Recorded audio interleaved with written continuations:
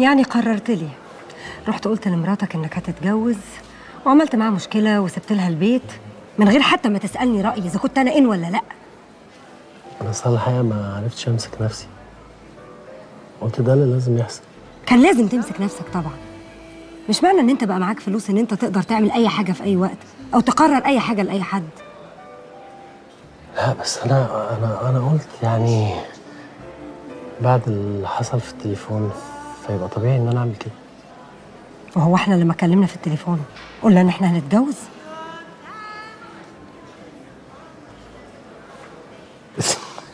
احنا مش قلنا ان احنا بنحب بعض؟ الحب حاجه والجواز حاجه تانية خالص. انت مش فاهم انا في ايه ولا ايه؟ في ايه؟ انا مش فاهم يا لبنى في ايه؟ انت مضلمه الدنيا ليه كده؟ ما عادي ان واحده تخش تجربه جواز فاشله تنتهي بالطلاق وتبقى عايشه مع ابنها، وعادي انها تتجوز مره تانية. بس انا ابني بيكرهني. كريم شايف ان انا سبب طلاق من ابوه وهو متعلق بيه للاسف، وكل ما بحاول اقرب منه بحس ان هو من جواه ما بيحبنيش. فعايزني اعمل ايه؟ اروح اقول له ان انا بحب واحد تاني غير ابوه؟ ومش بس كده، لا كمان عايزه اتجوزه؟ مش مشكله برضه يا لبنى، يعني حتى لو زعل وغضب منك دلوقتي ما هو مصيره يكبر ويفهم الحقيقه. يا كمان لو ده حصل الولد هيروح لابوه، وساعتها مش هيحصل غير حاجه من اتنين: يا اما الولد هيتدمر لما يعرف حقيقه ابوه،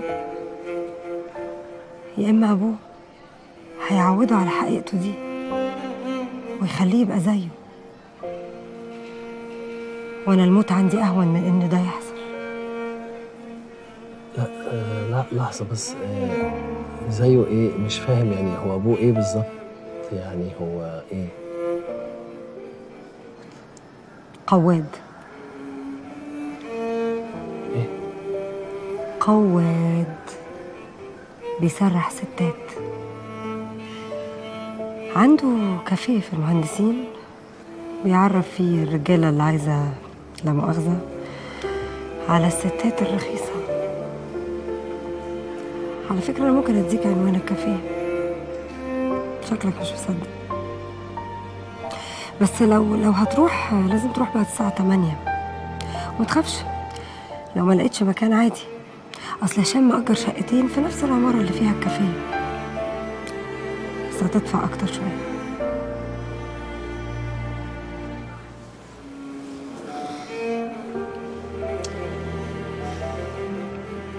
انت كنت متجوزه ده؟ انت يا لبنى؟ ما هو أصل لما بتشوفه ما بتحسش إنه كده. شخص ظريف لطيف وراجل قوي وجدع جدا، خدوم قوي ودمه خفيف. وثقت فيه، أمنته على نفسي، مش سنة ولا 2. ده أنا معرفتش حقيقته إلا بعد ما كريم بقى عنده 8 سنين. 8 سنين وأنا مأمناه على نفسي وابني، وثقت فيه وحبيته، في الآخر يطلع كده.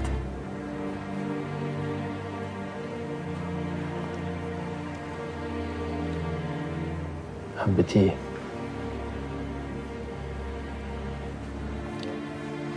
بعد ما أنا وأنت سيبنا بعض تخيلت إن عمري ما هحب حد تاني، لحد ما ظهر هشام وغير لي فكرتي. بس دلوقتي لما بفكر ما ببقاش عارفة هو أنا حبيته فعلا ولا قلت لنفسي انت يا بنت بتكبري وموضوع كمال ده خلاص صفحة واتقفلت ولازم تشوفي نفسك وتعيشي حياتك.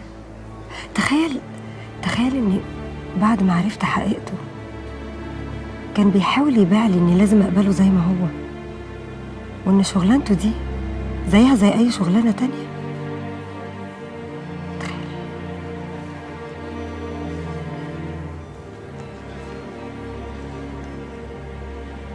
8 سنين 8 سنين وانا مخدوعه وساذجه وهبله. خرجت منهم وانا متاكده اني مش هقدر اثق في اي حد في الدنيا تاني. ما بقاش قدامي غير خوفي على ابني وبس. يا ترى وضحت ولا محتاجه اوضحها لك اكتر؟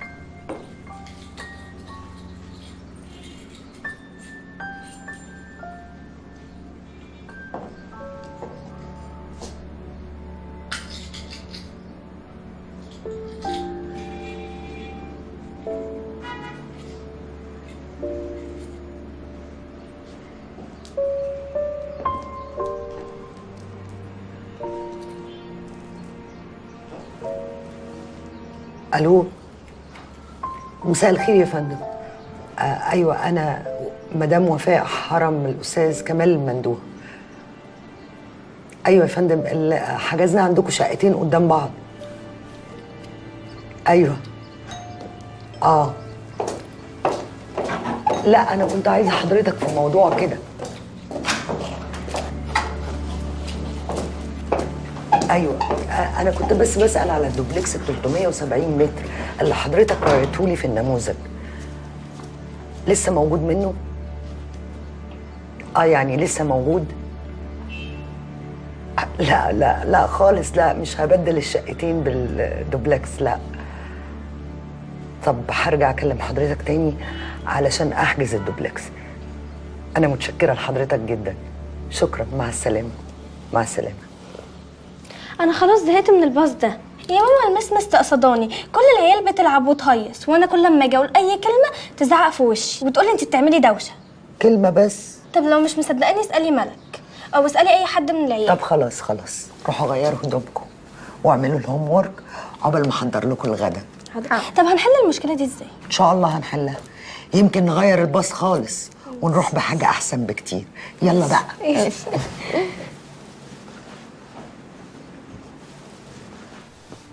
هو انت ايه مفيش تفكير خالص كده خالص؟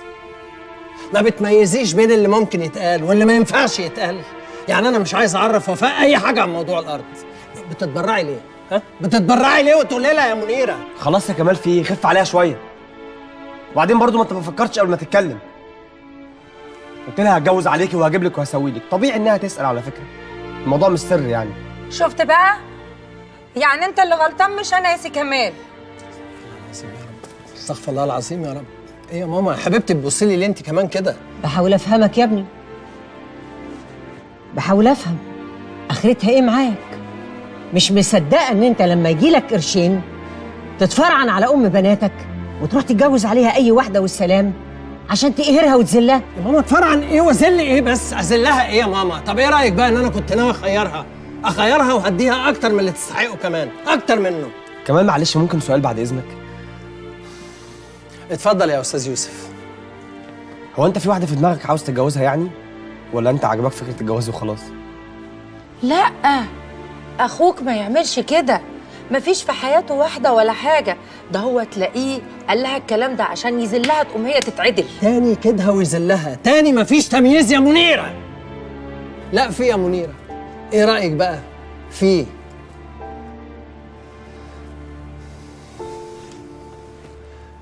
يا ماما لبنى، فاكراها؟ لبنى؟ لبنى مين؟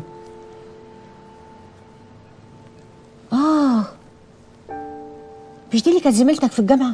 لا يا ماما، ما كانتش زميلتي. لبنى لبنى ما كانتش بس زميلتي يا ماما، لبنى اللي رحنا اتقدمنا لها زمان يا ماما، واهلها رفضوني وقتها.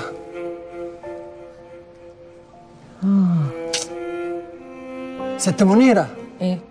بمناسبة البشاير والعلامات، لما قابل لبنى صدفة واعرف انها اتطلقت، وبعديها بكام يوم على طول الاقي موضوع ورث الارض ده هل علينا كلنا والفلوس والثروة دي.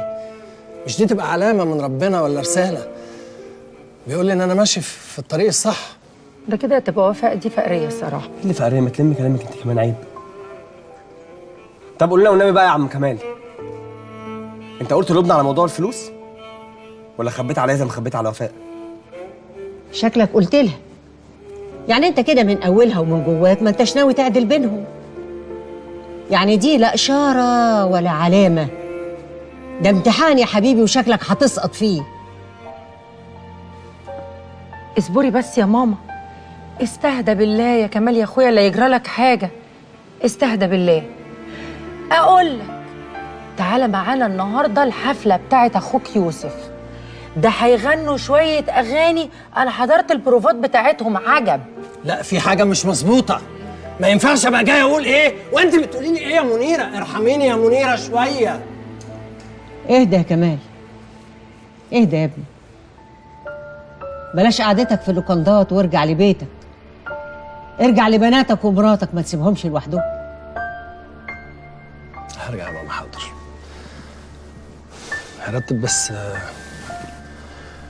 هرتب شوية امور كده مع لبنى الاول وهرجع ان شاء الله. ما تزعليش مني يا منيرة، انت حبيبتي.